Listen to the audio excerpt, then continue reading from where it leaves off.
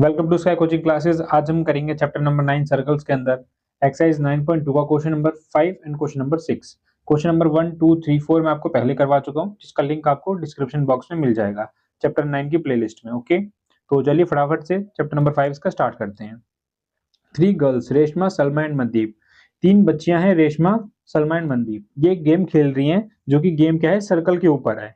ठीक है, और बताया गया है इस सर्कल का जो रेडियस है वो 5 मीटर है। जो रेडियस होगा वो 5 मीटर होगा। Reshma throw a ball to Salma.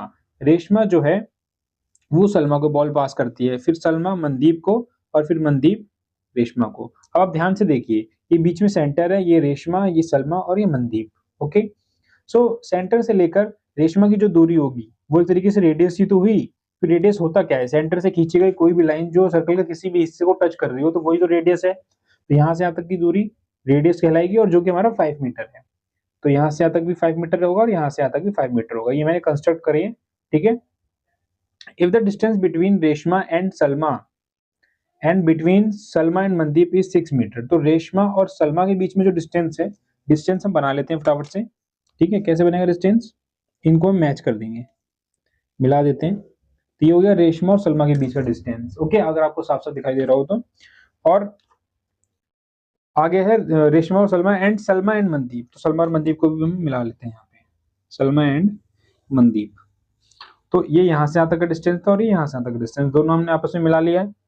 और जो इनका डिस्टेंस है वो 6 मीटर है, तो यानी जो आर एस है वो भी 6 मीटर होगा, और जो हमारा एस एम है ये भी हमारा 6 मीटर होगा। So what is the distance between Reshma and Mandeep. हमें ये पता करना है कि रेशमा और मनदीप इनके बीच का डिस्टेंस क्या है, तो इनको भी हम जोड़ लेते हैं। यहाँ रेशमा और ये संदीप। ठीक है, तो रेशमा और सलमा के बीच का डिस्टेंस पता है, सलमा और मनदीप के बीच का डिस्टेंस पता है, और मनदीप और रेशमा के बीच का डिस्टेंस हमको पता करना है। ठीक है, तो जो जो हमने कंस्ट्रक्शन करी है उसके बारे में हम लिख लेते हैं। क्या क्या कंस्ट्रक्शन करी हमने, ओ को आर से जोड़ा है, ओ को एस से और ओ को एम से, तो ये चीज हम लिख देंगे। So join O R, O S और ओ एम, ये चीज हमने जोड़ी है। और क्या कंस्ट्रक्शन करी है हमने, और हमने आर को एम से जोड़ा, एंड आर एम। ठीक है, इन चीजों को हमने जोड़ा आपस में। सो अब हम क्या करेंगे, इस क्वेश्चन को सॉल्व करने के लिए हम सेंटर से इस आर एस पे एक परपेंडिकुलर डालेंगे। ठीक है, डालते हैं ये सेंटर, और सेंटर से ठीक मैंने यहाँ पे एक परपेंडिकुलर डाला। परपेंडिकुलर यहाँ पे 90 डिग्री का एंगल बनाएगा, सो 90 डिग्री। अब देखिए ध्यान से, जो आर एस है वो पूरा कितने डिग्री का था और कितने मीटर का था। सो आर एस जो था हमारा 6 मीटर का था। परपेंडिकुलर यहाँ पे डाला तो उसका कोई पॉइंट नाम रख लेते हैं, एल रख लेते हैं। ठीक है, तो आप ध्यान से देखिए, एक परपेंडिकुलर का काम क्या होता है। उसका काम होता है कि जो पूरी की पूरी लाइन है उसको दो बराबर बराबर भागों में बांट देना। तो ये जो पूरी आर एस थी ये दो पार्ट में टूट गई, आर एल एल एस, वो भी इक्वल इक्वल। तो पूरी आर एस अगर 6 थी, है ना, तो ये आधी आर एल 3 हो जाएगी और आधी एल एस 3 हो जाएगी। तो ये तीन तीन के भाग में टूट गई, क्योंकि दोनों इक्वल इक्वल टूटेंगी। तो मैं कह सकता हूं कि if R S is 6 metre then R L is 3 metre, बिल्कुल कह सकता हूँ। और रीजन क्या होगा, रीजन ये होगा कि जब भी कोई परपेंडिकुलर खींची जाती है, ठीक है, तो वो उस कॉर्ड को वो इक्वल पार्ट्स में डिवाइड करती है। ठीक है, तो लिख देते हैं परपेंडिकुलर, परपेंडिकुलर फ्रॉम सेंटर, हमने सेंटर से खींची है, perpendicular from centre bisect the chord, bisect the chord. ये हमारा रीजन था, कि रीजन किसके लिए था कि आर एल 3 मीटर कैसे आया, ये रीजन था। ठीक है, अब ध्यान से देखिएगा आप, ओ एल और आर, आपको अगर ध्यान से फोकस करें तो ओ एल और आर आपको एक राइट एंगल ट्रायंगल दिख रहा होगा। ठीक है, ये आपका 90 डिग्री बन रहा है, ये आपका हाइपोटेन्यूस ओ आर, और नीचे आर एल आपकी बेस। तो जो आर एल है वो 3 है। ठीक है, ओ एल हमको नहीं पता कि कितनी है, लेकिन ओ आर तो हमको पता है, क्योंकि ओ आर एक रेडियस है, और रेडियस कितनी दी गई है हमें क्वेश्चन में, 5 मीटर। तो ये होगी हमारी 5 मीटर। ठीक है, तो पाइथागोरस की हेल्प से हम ओ एल को निकालने की कोशिश करेंगे। तो चलिए करते हैं कि ट्रायंगल ओ एल आर, और हम यहाँ पे क्या यूज कर रहे हैं, अप्लाइंग पाइथागोरस। ठीक है, पाइथागोरस पहले के क्वेश्चन में भी मैंने करवा रखी है। ठीक है, तो पाइथागोरस क्या बोलती है हमसे कि H square is equals to P square plus B square, यानी हाइपोटेनस का स्क्वायर जो होता है वो परपेंडिकुलर के स्क्वायर प्लस बेस के स्क्वायर के बराबर होता है। तो यहाँ पे हाइपोटेनस हमारी ये है, बड़ी वाली सबसे बड़ी साइड्स, तो यहाँ लिखेंगे हम ओ आर का स्क्वायर, और ये है हमारा परपेंडिकुलर ओ एल, सो ओ एल का स्क्वायर, और हमारा बेस है आर एल, तो आर एल का स्क्वायर। हमको पता है ओ आर कितना है 5, तो लिख देंगे 5 का स्क्वायर। ओ एल हमको कोई कुछ नहीं पता, तो ओ एल को एज इट इज चलने देंगे, और आर एल जो है हमारा वहाँ पे 3 है जो हमने यहाँ से निकाला था, तो हम लिख देंगे यहाँ पे 3 का स्क्वायर। 5 का स्क्वायर ये होता है 25, स्क्वायर मीन्स होता है उसको उसी डिजिट को अपने आप से मल्टीप्लाई करना, यानी 5 into 5। O L as it is रहेगा, 3 का स्क्वायर मतलब 3 3 ज़ा 9, यहाँ पे आप 25 रहने दीजिए, प्लस का 9 इस तरफ आके माइनस का 9 हो जाएगा। ठीक है, is equals to O L square. 25 में से आपका यहाँ 9 जाएंगे, 16 बचेगा, इस तरफ बचेगा ओ एल स्क्वायर। ठीक है, और ये मैं हमको वैल्यू चाहिए ओ एल की, लेकिन यहाँ दे रखिए ओ एल स्क्वायर की। मैंने आपको पहले बताया कि स्क्वायर कैसे हटाएं। ध्यान से देखिए, यहाँ लिखेंगे 16 और उसके ऊपर चढ़ाएंगे अंडर रूट, और यहाँ पे ओ एल और उसके ऊपर भी यहाँ पे स्क्वायर है, इसके ऊपर भी चढ़ाएंगे अंडर रूट। ठीक है, अब क्या होगा, 16 तो ऐसे ही अंदर रहेगा, लेकिन यहाँ पे क्या होगा, स्क्वायर से अंडर रूट कट जाता है, तो स्क्वायर से अंडर रूट कट जाएगा, और जो हमारा ओ एल है वो हमारा रूट 16 आ गया, लेकिन आंसर हमारा रूट में नहीं चलेगा। ठीक है, तो हम इसे रूट से बाहर निकालेंगे। कैसे निकालेंगे, सो रूट से बाहर निकालने के लिए हम क्या करेंगे, 16 को 2 8 16, 2 4 8, 2 2 4, 2 1 2, तो 16 के यहाँ पे हम मल्टीपल्स लिख लेंगे, क्या कितने आए, 2 2 2 2 2 2 2 2, 4 टाइम्स 2 बराबर ओ एल। ये भी रूट के अंदर है, रूट के अंदर अगर पेयर बन जाए तो वो बाहर आ जाता है, तो ये ये बाहर आ जाएंगे, ये नहीं लगाना अब हमें। तो ये दो का पेयर था तो एक पेयर बाहर आ गया, और ये दो पेयर था तो एक पेयर बाहर आ गया, और ओ एल, और 2 2 4, तो जो हमारा ओ एल आया वो हमारा 4 आया। ठीक है, यानी ये, लेकिन ओ एल निकालने से काम नहीं चलेगा, क्योंकि हमें निकालना क्या है, आर एम की वैल्यू निकालना है। ठीक है, तो चलते हैं नेक्स्ट पेज पे आर एम की वैल्यू निकालने के लिए। तो चलिए करते हैं। तो अब ध्यान से देखिए, आपको ये फिगर जो दिखाई दे रही है, इसमें अब ये फिगर क्या एक तरीके से काइट बन चुकी है, अगर आपको दिख रहा हो साफ साफ, ओ आर एस एम, और बीच में ये लाइन जा रही है और ये ऐसे, तो ये काइट का शेप ले चुकी है। ठीक है, तो काइट के शेप में ये यहाँ पे इंटरसेक्ट कर रही है। ठीक है, यहाँ पे अगर ये इंटरसेक्ट कर रही है तो मैं इसको कोई पॉइंट नाम दे सकता हूँ। ठीक है, क्या नाम दूं मैं इसे हम रख लेते हैं पी। ठीक, तो पी नाम हमने इसका रख लिया है। तो जो इससे पहले पीछे के जो चैप्टर्स थे उसके अंदर मैंने जब आपकी काइट की प्रॉपर्टी पढ़ा रहा था, तब मैंने आपको बताया था कि जब कुछ इस तरह की फिगर हो काइट जैसी और बीच में यहाँ इंटरसेक्ट करे, तो ये यहाँ से यहाँ और यहाँ से यहाँ आपस में बराबर होते हैं। So R P is equals to M P हो जाएगा। तो मैं लिख दूंगा कि, ठीक है, R P is equals to M P. ये मैंने कहाँ से लिया है, मैंने ये काइट की फिगर से लिया है। ठीक है, अब आप ट्रायंगल देखिए ओ आर एस, ये बड़ा वाला ट्रायंगल ओ आर एस, ये ऐसे ऐसे और ऐसे। ठीक है, तो इस ट्रायंगल को लेंगे हम, सो ट्रायंगल ओ आर एस, इसका हम एरिया निकाल लेंगे। एरिया निकालने का फॉर्मूला क्या होता है, half into base into height, half की जगह हाफ ही रहेगा। अब बेस देखिए, बेस नीचे वाला है यानी आर एस, तो आर एस लिखेंगे, और हाइट जो होती है ये बीच में जा रही है ना, ये हाइट है, तो जो क्या है ओ एल, तो ओ एल लिखेंगे। ठीक है, क्या मैं अगर इसका बेस चेंज कर दूं तो ये फॉर्मूला पूरा चेंज हो जाएगा, यहाँ बीच में मल्टीप्लीकेशन है ना, तो हाफ, अब बेस में मान लेता हूँ इसको ओ एस को, तो बेस ये हो गया, तो ओ एस, और इसकी हाइट क्या होगी, अब हाइट यहां से नापी जाएगी ये आर पी, सो आर पी। अब ध्यान से देखिए, हाफ से हाफ कट गया, आर एस की वैल्यू, पूरी आर एस की वैल्यू 6 है। ठीक है, क्वेश्चन में आपको दिख रहा होगा आर एस की वैल्यू 6 है, यहाँ पे आर एस की वैल्यू 6 मैंने पुट कर दी। अब ओ एल की वैल्यू यहाँ से हमने निकाली थी जो कि आई थी 4, हाफ कट चुका है। ओ एस की वैल्यू कितनी है आप बताइए, 5, क्योंकि ओ एस क्या है, एक रेडियस है, रेडियस जैसे O R O S O M ये रेडियस थे, तो ओ एस एक रेडियस है जिसकी वैल्यू क्या होगी 5, क्वेश्चन में हमें गिवन है। और आर पी की वैल्यू हमें पता ही नहीं, 6 4 24, 5 इधर मल्टीप्लीकेशन में इस तरफ आके डिवाइड में हो जाएगा, इस तरफ कौन बचा अकेला, आर पी। अब जब हम इसको डिवाइड करेंगे तो हमारा आंसर आएगा 4.8। ठीक है। सो आरपी की वैल्यू क्या आई 4.8। अब ध्यान से देखिए यहाँ पे आरपी और एमपी बराबर हैं, अगर आरपी 4.8 है तो एमपी भी क्या होगा 4.8।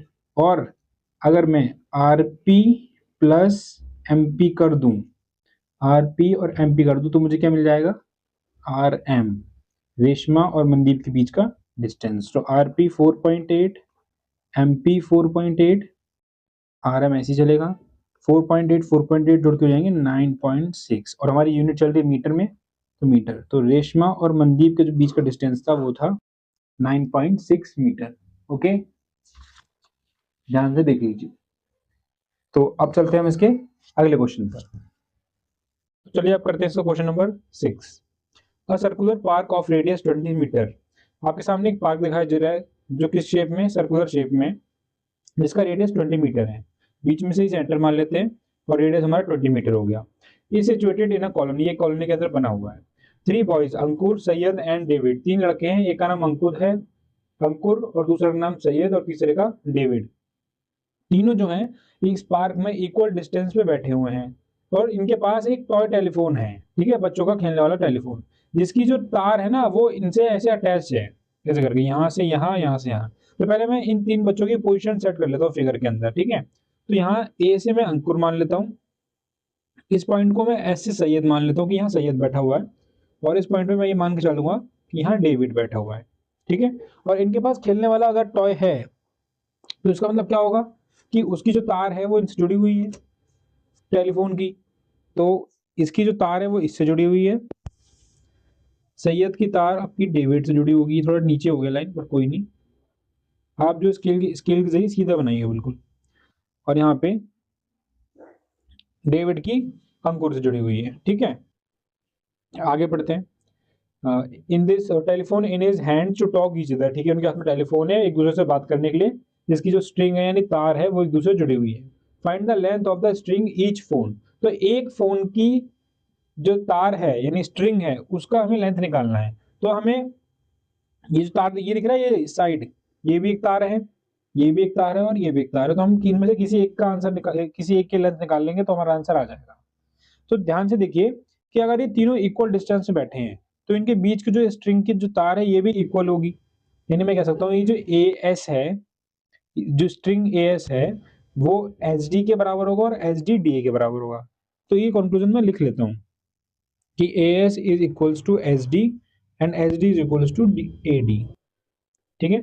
और अगर किसी ट्रायंगल की तीनों साइड्स बराबर हो तो मैं कह सकता हूँ कि वो जो ट्रायंगल है इक्विलेटरल ट्रायंगल है, तो मैं लिख दूंगा A S D is an, ठीक है, इज एन इक्विलेटरल ट्रायंगल, ठीक है। आगे बढ़ते हैं। अब देखिए बीच में इसका ये सेंटर होगा, सेंटर से मैं इसके यहाँ पे एक परपेंडिकुलर बना लेता हूँ, ये जो सेंटर को पार करते हुए जाए, सेंटर ये मान लेते हैं, ठीक है। ये सेंटर को पार करते हुए परपेंडिकुलर गई, परपेंडिकुलर यहाँ पे 90 डिग्री का एंगल बनाएगी। तो अब आपको एक बात याद रखनी है कि जब भी इक्विलेटरल ट्रायंगल हो, सेंटर हमारा ये ओ है, इक्विलेटरल ट्रायंगल के अंदर जब भी जो सेंटर से होते हुए लाइन बाइसेक्ट करती है ना वो 2 रेशो में टूटती है, वो होता है आपका ऊपर वाला हिस्सा 2 और नीचे 1, वो लाइन 2:1 में टूटती है। तो कह सकता हूँ जो ओ से ए तक है वो 2 होगा और ओ से नीचे इस पॉइंट को कोई नाम दे देते हैं, बी रख लेते हैं, ठीक है, और जो ओ से बी होगा वो 1 होगा। तो ये चीज मैं लिखने वाला हूँ कि ओ ए अपॉन ओ बी, तो ओ ए का जो रेशियो है वो 2 है और ओ बी का जो रेशियो है वो 1 है, ठीक है। तो अब ये क्रॉस मल्टीप्लाई कर देंगे, ओ ए को 1 से मल्टीप्लाई करेंगे तो ओ ए आने वाला है और ओ बी को 2 से मल्टीप्लाई करेंगे तो 2 ओ बी, ठीक है। अब ध्यान से देखिए ओ ए यानी रेडियस से, सॉरी सेंटर से एक लाइन जा रही है, तो आपको पता है सेंटर से पूरे सर्कल में मैं कहीं भी कोई भी लाइन खींचूं तो वो हमारी रेडियस ही कहलाती है, जो कि कितने है हमारा 20 सेंटीमीटर का हमारा रेडियस है। तो मैं ओ ए की जगह 20 लिख सकता हूँ, तो मैं ओ से ए में 20 डाल देता हूँ, ठीक है। तो जहाँ ओ ए होगा मैं वहाँ 20 लिख दूंगा, इधर 2 ओ बी, ये 2 ओ बी, ठीक है, 20 ओ बी बना समझे इसे 2 ओ बी है, 2 उधर मल्टीप्लीकेशन में इस तरफ आके डिवाइड में हो जाएगा, तो 20/2 इक्वल्स टू ओ बी, और ये कट हो जाएंगे, यहाँ पे आंसर आएगा 10। तो जो हमारा ओ बी है वो हमारा क्या आया 10 आया, तो ओ बी कहाँ से कहाँ तक है यहाँ तक, तो ये 10 हो गया। तो ओ से ए तक 20 और ओ से बी तक 20, और अगर ए बी पूरा बोलूं तो 20 + 1 30। ठीक है, आगे करते हैं इसको सेपरेट कर लेते हैं ताकि आगे करने में हमें आसानी हो। अब देखिए, ये जो नीचे वाली लाइन है एस डी, ये परपेंडिकुलर के डलने से क्या हुआ, ये दो बराबर बराबर हिस्सों में टूट गई, एस बी और बी डी, है ना। मैं क्या लिख सकता हूँ कि जो एस डी है वो क्या है, इस लाइन और इस लाइन का जोड़ है, यानी इसको और इसको जोड़ के ये पूरी लाइन बन रही है, लिख देंगे। ठीक है, एस डी क्या है, बी एस और बी डी को जोड़ दो तो हमारा एस डी आ जाएगा। S D as it is लिख देंगे, बी एस एस। अब ध्यान से देखिए, बी एस और बी डी आपस में बराबर बराबर टूटे हैं, दोनों बराबर ही हैं, बी एस और बी डी ये बराबर है, क्योंकि आपको पता है जब भी कोई लाइन बाइसेक्ट होती है तो दो बराबर बराबर हिस्सों में बंटती है, तो ये दोनों बराबर हैं। जहां पे बी डी लिखा होगा क्या मैं वहां बी एस लिख सकता हूँ, बिल्कुल लिख सकता हूँ, ये दोनों है तो आपस में बराबर ही। जहां बी डी लिखा था मैंने वहां बी एस लिख दिया। S D as it is चलेगा, बी एस जुड़ के दो बी एस बन जाएंगी। ठीक है, और एस डी यहाँ पे टू इधर मल्टीप्लीकेशन में जाके डिवाइड में हो जाएगा, और बी एस, तो मुझे एक तरीके से बी एस की वैल्यू पता चल गई। क्या है बी एस की वैल्यू, बी एस की वैल्यू है एच डी अपॉन 2। ठीक है, आगे बढ़ते हैं। अब देखिए हम ट्रायंगल की बात करेंगे, in triangle A B S, ये जो इधर वाला ट्रायंगल है इसकी, so in triangle A B S, A B S triangle के अंदर क्या है, हम पाइथागोरस थ्योरम यूज करने वाले हैं। तो पाइथागोरस थ्योरम, ये 90 डिग्री का एंगल बना रहा है ना, तो ये राइट एंगल ट्रायंगल हो गया, और पाइथागोरस थ्योरम इसमें लग सकती है। तो पाइथागोरस थ्योरम से क्या कहती है कि H square is equals to B square plus P square, यानी हाइपोटेनियस का स्क्वायर जो है वो बेस के स्क्वायर के प्लस परपेंडिकुलर के स्क्वायर के बराबर होता है। तो हाइपोटेनियस कौन सी हुई इसमें, ये सबसे बड़े वाली लाइन, तो मैं लिख दूंगा ए एस का स्क्वायर।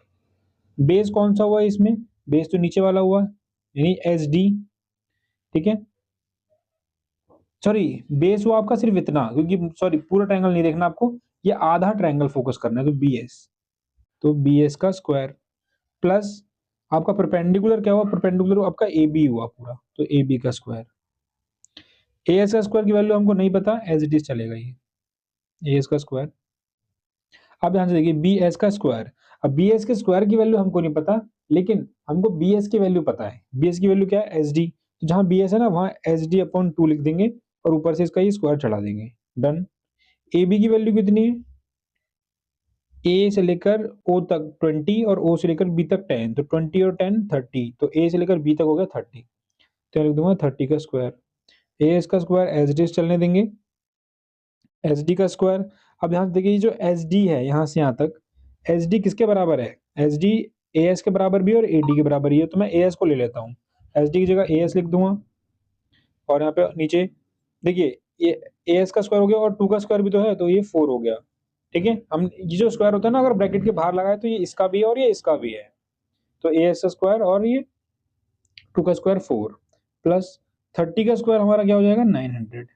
ठीक है, आगे देखिए, अब मैं क्या करूंगा ए एस स्क्वायर ऐसे चलने दूंगा, ए एस स्क्वायर ऊपर ऐसे ही, नीचे लिखेंगे 4, ये एस है ये स्क्वायर है, प्लस 900, नीचे इसके कुछ नहीं है तो हम 1 ले लेंगे। ठीक है, 1 लेके इसको सॉल्व करते हैं, ए स्क्वायर आपको दिख रहा होगा अब। ठीक है, अब 4 1 जा 4 हो गया, ये आपको मैं सॉल्व करने सिखा, जब भी ऐसा हो तो आप नॉर्मल कीजिएगा, 4 1 जा 4, 1 को इससे मल्टीप्लाई कीजिए तो ए स्क्वायर ही आएगा, और 4 को इससे कीजिए 4 9 जा 36 और 0 0, तो हमारे यहाँ पे ये इक्वेशन बन रही है। तो मैं क्या करूँगा इस 4 को उधर भेज दूंगा, दैट ये डिवाइड में इस तरफ आके मल्टीप्लीकेशन में आ जाएगा, यहाँ देखिए यहाँ डिवाइड में, तो इस तरफ आके ये मल्टीप्लाई में आ गया, और इस तरफ हमारा ए स्क्वायर भी है, और ये चला गया तो क्या बचा, ए स्क्वायर प्लस हमारा 3600, तो इस तरफ बचा ए एस स्क्वायर प्लस 3600, 4 को ए स्क्वायर से करूंगा 4 ए एस स्क्वायर, इस तरफ A S square plus 3600, A square को आप इधर भेज दीजिए, 4 ए स्क्वायर माइन ये प्लस का इधर आता है माइनस हो जाएगा, और इधर बचा 3600। अब कुछ बच्चे क्या करते हैं कि वो समझते हैं 4 ए स्क्वायर में से ए स्क्वायर हटा तो सिर्फ 4 बचा, ऐसा नहीं होता। जब भी आपका ऐसा कोई सवाल आए तो आप कंफ्यूज ना हो, आप क्या करें ए स्क्वायर की जगह कोई और शब्द इस्तेमाल करें। जैसे मैं ज्यादातर क्या करता हूँ, अगर मुझे कंफ्यूजन हो या फिर मेरे किसी बच्चे को कंफ्यूजन हो, तो ए एच स्क्वायर को मैं बोलता हूँ कि आप पेंसिल बोलो, मतलब कोई भी ऐसा वर्ड हो तो उसे पेंसिल बोलो। जैसे मैं अब यहाँ पे ए स्क्वायर को मैं पेंसिल रख लेता हूँ, तो 4 पेंसिल और इसको भी बोलूंगा पेंसिल। जब 4 पेंसिल में से पेंसिल चलेगी तो कितनी बची? 3 पेंसिल, तो लिख दूंगा 3। और पेंसिल मैंने किसका नाम रखा था? ए स्क्वायर का। और इस तरफ 3600। अब मैं क्या करूंगा? ए स्क्वायर ऐसे ही रहने दूंगा और ये 3 मल्टीप्लीकेशन में इधर आ जाएगा, तो 3600 डिवाइडेड बाय 3। ठीक है, अब इसको क्या कहते हैं, यहाँ कर लेते हैं साइड में, इतनी तो जगह बची हुई है। ठीक है, इधर सॉल्व करेंगे तो ये देखते हैं 3 1 3 और ये 3 1 3 3 2 6 और ये 1200 आया। तो ए एस स्क्वायर की वैल्यू आई 1200। लेकिन क्या मुझे ए एस स्क्वायर की वैल्यू चाहिए? नहीं, मुझे तो इनमें से किसी एक की वैल्यू चाहिए। ए एस की भी चल जाएगी, तो ए एस स्क्वायर की नहीं, ए एस की वैल्यू चाहिए इसका मतलब। तो कैसे करेंगे? सिंपल तरीका, ए एस स्क्वायर लिखिए, यहाँ पे रूट चढ़ा दी दोनों तरफ, इधर भी रूट उधर भी रूट।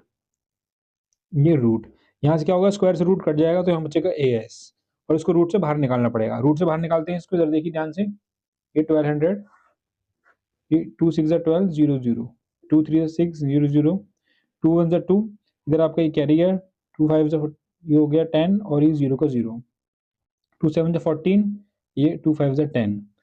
ठीक है, अब 75 होगा। अब ये 2 से नहीं होगा, अभी किससे होगा? 3 से होगा। 3 2 6, 1 कैरी, 3 5 15, 25। अब ये 3 से भी नहीं होगा, ये वो आपका होगा 5 1 5, 5 5 25 और फिर 5 1 5। अब देखिए क्या आया? 2 2 2, 4 टाइम्स 2, तो ब्रैकेट इसको रूट में लिखिए, 2 मल्टीप्लाई 2 मल्टीप्लाई 2 मल्टीप्लाई 2। इधर है 3 5 5, तो लिखिए मल्टीप्लाई 3 मल्टीप्लाई 5 मल्टीप्लाई 5। अब पेयर बनाना है आपको, इन दोनों का पेयर बन गया, इन दोनों का पेयर बन गया, इन दोनों का पेयर बन गया, इनका इसका पेयर नहीं बन रहा।